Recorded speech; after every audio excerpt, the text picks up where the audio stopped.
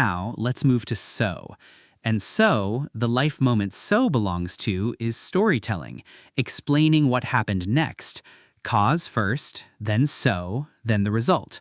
You're moving the story forward. You're showing consequence. Think of so as the word that says and therefore, and as a result, and that's why. It takes something that happened and says, look what came from it. Real life, please. 3 so sentences. The train broke down, so I was late. She hasn't been sleeping well, so she's been quiet all week. The neighborhood is close to the school and feels safe, so we chose it. Notice something. Those are almost the exact same meanings as the because sentences. Same cause, same effect. But the sentence starts differently. With so, the cause comes first, then so, then the result. The story moves forward. And that forward movement, that feeling of so, it's like you're walking someone through a sequence of events. This happened, so this happened. It's natural, it's conversational. It's the way people tell stories around a dinner table. I want to share something here. When I think about how children learn to connect ideas in their first language, what's one of the first connecting words they use? Because, always because. Why can't I have more sweets? Because you've already had some. But why? Because I said so.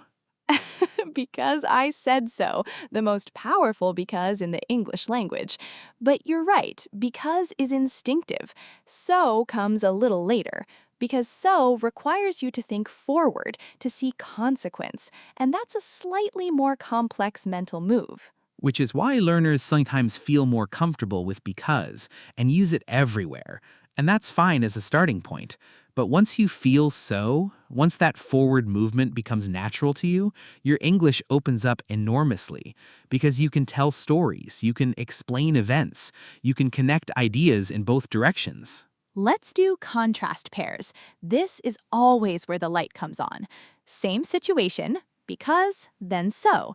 Feel the direction change. Situation 1. You missed a deadline at work. I missed the deadline because I was dealing with a family emergency.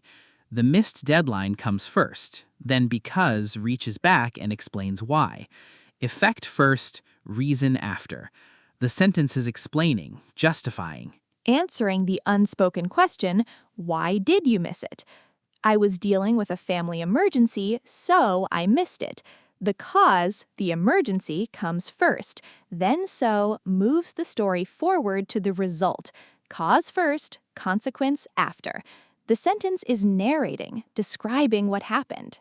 Same truth, same situation, but the first sentence sounds like you're defending yourself, and the second sounds like you're describing a sequence of events. Neither is better, they just serve different moments in conversation. Exactly. If someone asks you, why did you miss the deadline? You start with the effect and use because. I missed it because. If you're telling the story from the beginning, so what happened was, you use so. The question you were just answering shapes the word you choose. Why invites because. What happened invites so. That is a genuinely useful rule of thumb. If someone asked why, reach for because. If you're narrating, reach for so. Situation 3. Making a decision.